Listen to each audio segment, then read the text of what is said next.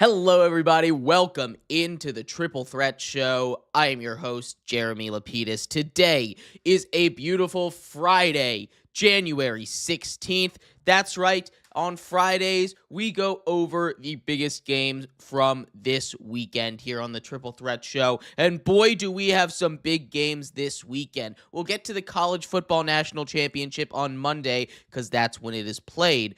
But this weekend, the NFL Divisional Round, classically the greatest weekend of football that we get every single year. Of course, this year, I doubt anything is going to beat that wild card round, but we're going to have to see because it can always get better from here. But the divisional round is stacked with lots of great matchups, rematches from last year's playoffs, in the Bills taking on the Broncos, the Rams taking on the Bears, and two teams that should be very good offensively. The Texans and the Patriots on the flip side of the coin. One of those two teams is going to have to score points, and the 49ers and the Seahawks will go at it in a divisional rubber match as that series is split one apiece. We'll break down all four of those games and more here on the Triple Threat Show, but I won't be doing it alone. To help me out today on this journey, I got my friend and co-host, Mehrab Fatemi. How are you doing today, my friend? Doing pretty good, my friend. Happy Friday to you. Let's have a Happy great show. Friday. Happy Friday. Big day out here. We had some technical difficulties with our shorts the other day, but we're gonna get it all out here by talking some playoffs here. We're gonna start off with the first game of the weekend, and we're not necessarily gonna go in order. I'm gonna go in order of games that honestly I think have the most intrigue here. So I want to start off at the top. I'm going with the Bills and the Broncos. That's the game that I'm the most interested in this week. I think that's the game with maybe the most variance here. The Bills, of course, took down the Broncos in the wild card round of the playoffs last year, won by 24 points. It's a pretty big blowout. These two teams definitely have changed a little bit. You have another year of Bo Nix. Josh Allen is not the MVP. Now James Cook is the rushing champion, but we saw what happened when he went up against the best rushing defense in football in the Jacksonville Jaguars. He got held to under 50 yards rushing, really bad efficiency, and it had to go to Josh Allen to be that Superman, to be that guy that could carry them, and Josh Allen did it. He is that special of a player that he was able to get that done. But the Broncos also added a lot defensively. Last time they played, James Cook and that run game played a huge factor. But now Dre Greenlaw is going to be back for this Denver Broncos team. That is a huge get for them in the middle of the field. You have Talanoa Hufanga, who they signed from the 49ers as well to help shore up the back end of that defense. The wide receiver room for the Bills continues to be just atrocious. Shaver, goes down, tears his ACL on that tush-push play that gets the Bills down for their final game-winning touchdown at the end of the game. But that Bills corner, that secondary, is playing a lot better. So at the end of the day, Rob, I might be way off on this one, but the Broncos might have gotten better, but the Bills also got a little bit better, especially on the defensive side of the ball. I don't think the difference between the Broncos getting better and the Bills changing is 24 points. We saw this matchup last year in the playoffs, and I think though the blowout might not be as much as 24 points, it's still going to be a big win for the Bills here. I've got the Bills winning pretty comfortably. I've got them winning by 10 points here over the Broncos. That's a pretty big difference in spread. Again, that's 14 points in favor of the Broncos, but that's still not enough for them to get the win. I'm taking the Bills in Mile High here. What are your thoughts on this one? That's gonna be a great game. I'm not gonna lie, Jeremy. You got that's the biggest variant. You mentioned it at the end of at the end of what you said. The Broncos being in Denver is going to be the biggest variant all playoffs long. The fact that everybody that has to play this team has to go up into Denver, go up into those conditions, a mile in the air. It's tough to breathe. It's tough to run. It's tough to move around. You're out of breath really quickly. If there's one team that's going to be able to do it, it's the Bills. But I still am not comfortable saying that. I don't know how this Bills team is going to play, especially a guy like Josh Allen. This this Broncos defense is unbelievable. Like, let's get that out of the way. This Broncos defense is a top 5 level defense all year, has been all year long. They're up front. Their combination with Nick Benito and I can't remember the other guy that they have off the other side of the edge. But that defense is unbelievable, led by Nick Bonito.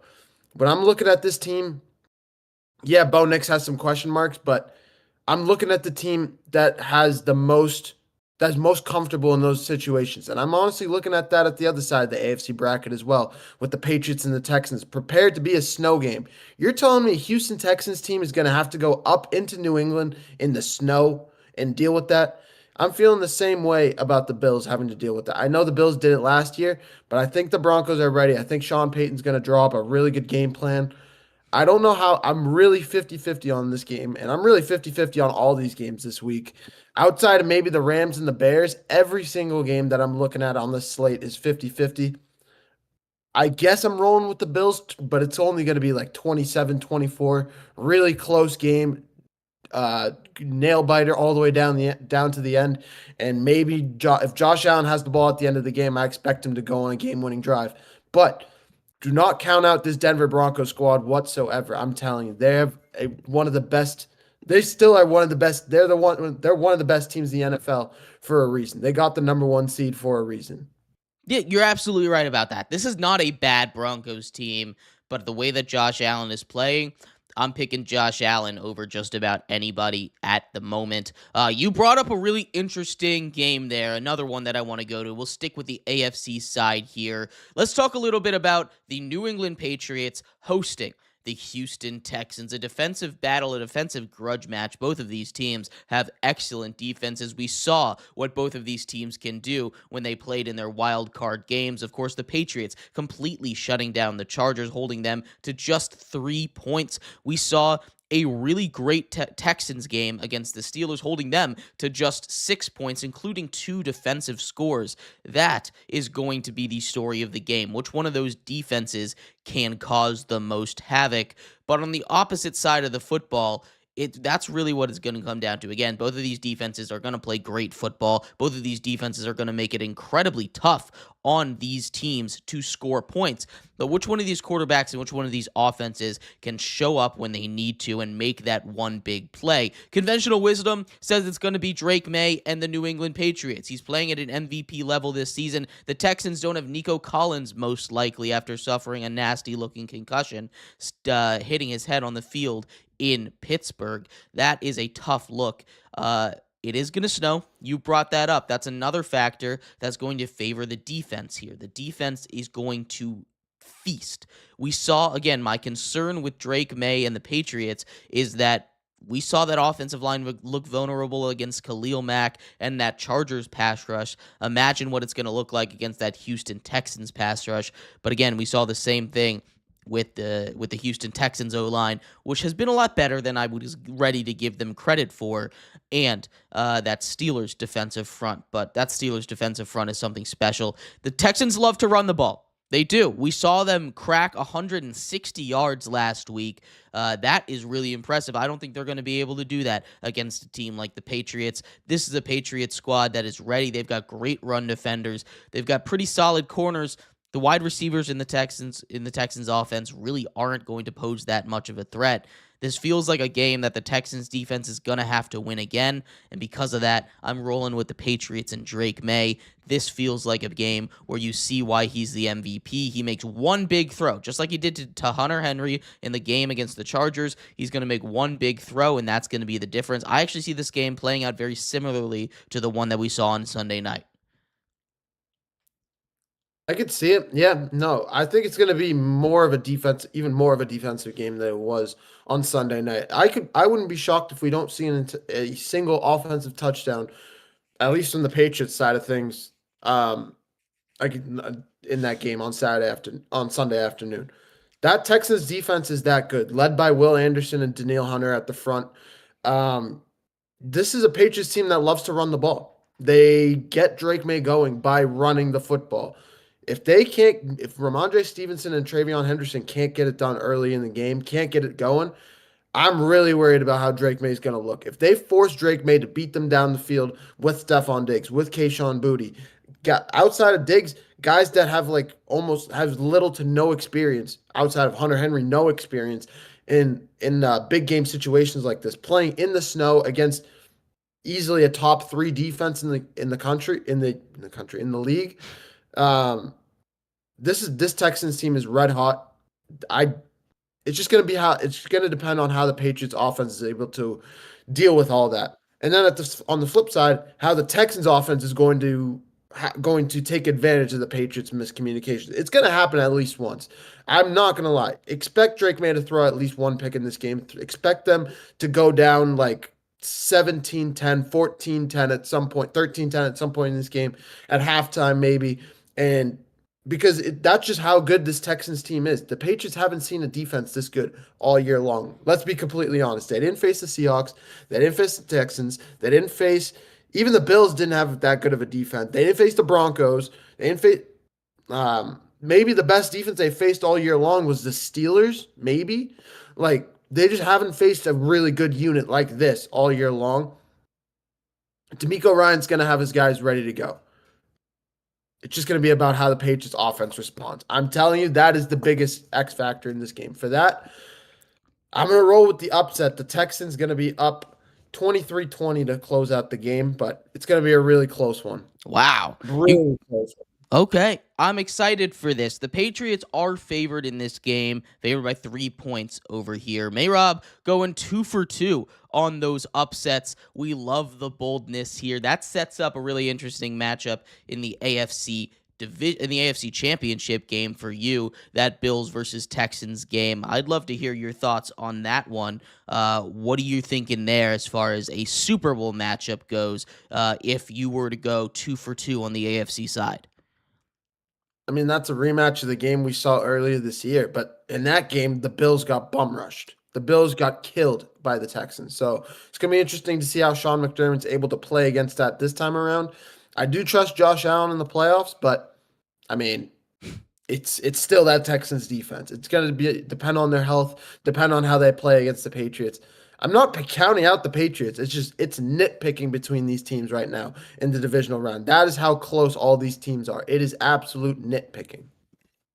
No, for sure. I, on the other hand, I would have had the Bills and the Patriots here. If I'm going 2 for 2 here, I'm taking the Patriots to advance. We saw them win the division. Those two teams split in the regular season. We also saw the Patriots win in Buffalo, while the Bills won in Foxborough. It would be in New England once again, but I think Drake May and the Patriots get their revenge, and I think they would advance to the Super Bowl there. But let's get over to the NFC side here, because there is a lot of, again, intrigue on that NFC side. We'll start off with the 49ers at the Seahawks, Mayrob, and I'll let you intro this one. I'll let you go first here. Talk to me a little bit about this game. Niners taking on the Seahawks. Seahawks favored by 7 points at home. This game is gonna be so crazy. If there's one game that the Seahawks fan base has been waiting for the last 2 weeks, we were up praying a week ago that we weren't going to see the Niners. We were praying for the Packers to get it done against the Bears, so that we could see the Packers or somebody outside of the Niners or the Rams. Now we're probably going to see the Niners and the Rams. But this game is going to be big time. This is going to be in Seattle. If you guys remember how Seattle used to rock back in 2013, 2014, home games like that in the playoffs, a lot of people have said that's gone down the drain. That doesn't exist anymore. That's gonna be resurrected on Saturday night. Saturday night football when people don't have a day off or people have a day off on Sunday. They can relax. You put a game like that on a Saturday night. Yeah, expect to see everything. That Seahawks defense is so prolific. Yeah, Trent Williams is playing. Yeah, Ricky Pearsall is playing. Juwan Jennings will be there. But on the other side of the football, the Seahawks are going to be ready to go. They get 2 weeks off to prepare for this one. Mike McDonald's going to draw up a great game plan. I'm trusting the Seahawks in this one. Their pass rush is really good. I'm trusting that defense to anchor it. I wouldn't be lying, though, if I wasn't worried about the Niners. Fun fact, the Niners are 4-0 against the Seahawks at home. Brock Purdy is 4-0 against this team in Seattle. I'm not gonna lie, I'm kind of worried. I'm a little bit worried, but I don't know. We can hope. Sam Donald going down with on late in this week with an injury, oblique injury. He's supposed to play. He said in a press conference he's pretty much 100% to play, but even being 100% to play doesn't mean you're playing 100%. I would be lying if I wasn't worried, Jeremy. This is going to be a really close one, but I'm going to roll with the Seahawks in a really close win. No, that's true. That's a good line there too. Just because you're 100% to play does not mean you're playing at 100%. You have one thing that sticks out in my brain though for the reason why I'm sticking with the Seahawks here, and that is the way that they shut down Christian McCaffrey the last time they played. There is not a single team in the world that has been able to shut down Christian McCaffrey this season except for the Seahawks in their last matchup at the end of the season.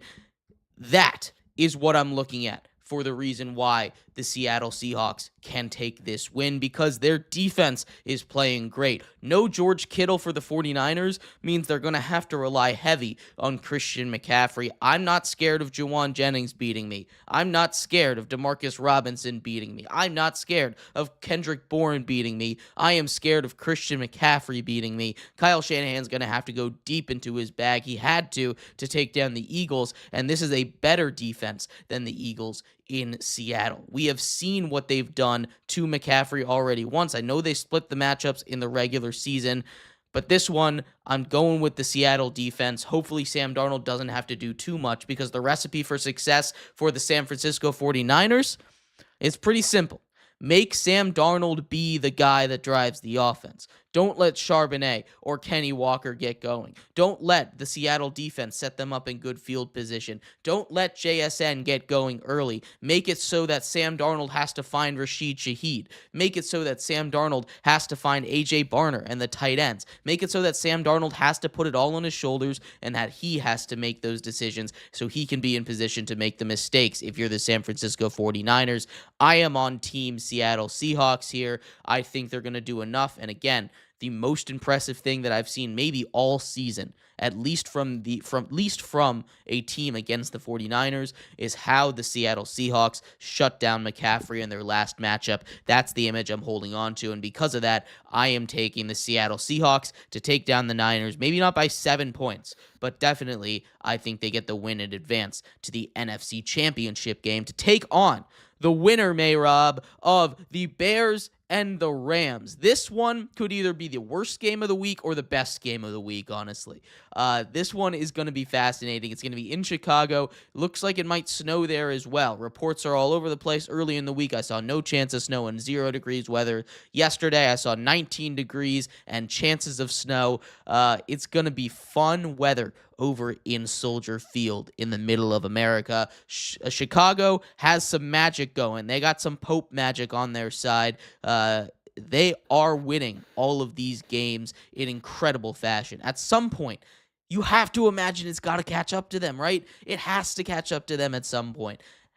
You cannot, against a team as good as the Rams, with a really solid defense, a really solid defensive line, the secondary is an issue in and of itself there, but the Bears can exploit that there. They can. Matthew Stafford playing at an MVP level. You've got Puka Nacua and you've got Devontae Adams on the outside. Not to mention their stable of really great tight ends. Colby Parkinson is one of those guys. He had a huge play to seal the game. You've got Tyler Higbee, who's just kind of been chilling there as a tight end 3. He's a really great tight end as well. There's plenty of Jake Ferguson. Excuse me. Not Jake Ferguson, but Tyler Ferguson, I believe is his first name. He goes out there. He is a really great tight end as well. I believe he's hurt, though. But there's plenty of great tight ends for this Rams team. They're going to exploit that Bears defense. A Bears defense that isn't great, but is opportunistic. And when the opportunities start to dry up, you're going to be left with just giving up points. That Rams run game has not really been able to get going the way that they were in the middle of the season. You have Kyle Monungai, who's really struggled. You have a guy in DeAndre Swift, who I don't really love, but he's played pretty great football. It's going to come down to what kind of scheme Caleb Williams and Ben Johnson can get together against this Rams team. That's a Rams defense that's vulnerable. We just saw the Panthers put up 30 points against them. That is the kind of game that they're going to need in order to win this one. But I think at the end of the day, Both quarterbacks are going to have great games. Both offenses are going to have great games. I just think Caleb Williams is going to be the one that blinks first in a matchup against Matthew Stafford, and I'm taking the Rams on the road to beat the Bears here, advance to the NFC Championship game, set up a matchup with a fellow NFC West team as the NFC West just kind of runs things in 2025-26 here. Mayrob, what are your thoughts here? I know you said you were taking the Rams, but break this game down a little bit for me. This is going to be a great game between before I get into it, when I look at this game, I don't see Caleb Williams with first Matt Stafford. I don't see the Rams versus the Bears.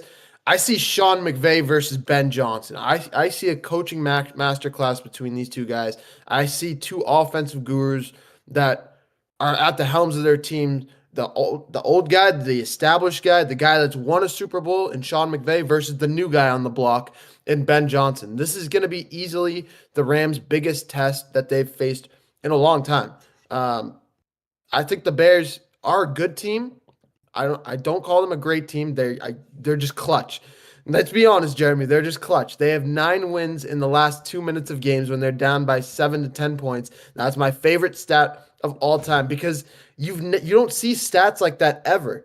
Usually you see stats like when the Chargers used to play late in games. I'll remember if you remember a few years ago when they just were like 0-12, 0-10 in late game situations. Like usually that's the type of stat that I remember, not 9 wins in the last 2 minutes. It just shows how good of a team that they are, how poised they stay down the stretch. They don't give up. When I'm looking at this Bears team, it's going to depend on how Caleb Williams plays. If he has a first half the way he did against the Packers and they go down 21-3, they're not going to come back against the Rams because Matthew Stafford and that Rams team is good enough to put them away, to keep their foot on the gas pedal, not be like Matt LaFleur and wrinkle down the stretch of games and get lackadaisical and lose leads. However, if Caleb Williams shows up like he did in the second half of that game and like he's played in fourth quarters of almost every game this season where he makes throws off his back foot. I mean, you said it best after last week. He can make any throw down the field in any situation. The one situation we wish we had Chris Collinsworth on the call to call it Patrick Mahomes-esque. Really, the literal one time we could have asked for it, he wasn't there. So this is a really good Bears team. I know they still have DJ Moore. I know their run game played really good against the Packers. But they're going to need to play lights out if they want to have any chance against this Rams team. I'm picking the Rams. I think it could be interesting, but I'm picking the Rams almost kind of comfortably because that game against the Panthers, they got a little bit not carried away, but giving up 134 134 yards to Jared Coker was not on the list. And even the way Bryce Young played all day long, it's going to actually, here's the one thing. Depending on how bad the Chicago Bears play, it may look better. It may look better for the Carolina Panthers because of how well they played in the wild card round versus how the Bears would play in the divisional round. I think it could just raise the Panthers stock more than anything, depending on how this game plays out. Yeah, no, that Panthers team played really, really well last week, and that is incredibly impressive for sure. Super Bowl matchup here, or NFC Championship matchup. We are here. We're on the same page, so let's break this one down. We've got the Rams taking on the Seahawks. The two best games, arguably, of the regular season were between these two teams. These two teams match up for a third time, a rubber match, this time back in Seattle. They played early and they played late, and both games were separated by one score. One went to overtime. We've seen this matchup between Sam Darnold and the Rams in the playoffs. It did not go well, but the last time they played, I feel like he got a little bit of that monkey off his back. He fought against his demons, against this exact Rams team, coming back from down 14 on a very, very weird 2-point conversion that helped send it to overtime. That's not going to happen again. That feels like a fluke play to me. I love this Seattle team. I do. I love this Rams team. I love both of these teams, and I think they both are deserving of making it to the Super Bowl. But I am taking the Los Angeles Rams to advance. I just think that the way that they won, the Seattle Seahawks did last time out, was a little bit fluky. A punt return, that weird 2-point conversion. I don't think that that's going to happen again. I also don't think they're going to fall behind by that much again. I do think this one would be really close if this happened to be the matchup next time out, but I would be taking the Rams in this one to advance to take on the New England Patriots in the Super Bowl, a rematch of a couple of seasons ago. Who you got in your NFC Championship game? This is going to be a really tough game. Right now, I'm going to stand by you and say the Rams are going to make it to the Super Bowl. However, I think there's two factors that I'm keeping in mind that could sway my decision as we head into next week. First is how the Seahawks play. If Sam Darnold shows up and puts the team on his back finally and wins the game himself, which I think he's kind of due for at least one of these games eventually because he has the capabilities to do so. He just struggles to stay consistent sometimes. But if he can do that, if he can play really well down the stretch, if it's a tie game and he has the ball in his hands and he leads a game-winning drive, that could sway things. On the other side, that could sway it even more. Matthew Stafford hurt his finger last week. That is something I'm going to be watching all game against the Bears in their matchup. If he re-injures that finger in any way, shape, or form, and he struggles again, I'm sorry, I'm not going to pick against the Seahawks again in a game where the other team's quarterback is hindered by something. I'm sorry, I'm just not going to do it. Yeah, Matthew Stafford's really good quarterback. He's really good. He's also 37 years old. He doesn't have a whole lot of mobility. This is a Seahawks defense that gets after you, that puts pressure on you. Mike McDonald knows how to coach up this defense and put a scheme up together. And if Matthew Stafford is not 100% in that NFC Championship game, I don't know if I can pick against the Seahawks, man. I just cannot do it. So those are the two things that I'm going to be watching out for. How Sam Darnold plays against these Niners in this playoff game, and how the Rams hold up against the Bears. Absolutely. I love that pick. We're here in the Super Bowl, so we might as well just get it over here. The Patriots, for me, take on the Rams, a rematch of a couple of years ago when Jared Goff took on Tom Brady in a very low-scoring game. This one, I think, will be the opposite, a high-scoring game. I think Matthew Stafford gets his second ring. Drake May, it's not quite your time yet. I have the Rams raising the Lombardi Trophy. I have the Bills raising the Lombardi Trophy. This is Josh Allen's year. He gets the monkey off his back of if he can win a Super Bowl. He finally wins it in a year without Lamar Jackson, without Joe Burrow, without Mahomes. He finishes the story, and the Bills are your 2026 Super Bowl champions. We will revisit these playoff brackets, these updated playoff brackets after this weekend. Enjoy the games, everybody. They should be fantastic. We will be back on Monday. A little bit of a shorter show for you. Monday, we'll go over these games. We'll preview the national championship game. Big news out of baseball yesterday. Kyle Tucker signed with the Dodgers. We just don't have time to go over right now. I have to run. We will be back, though, so stay tuned for that, and we will talk then. Bye-bye.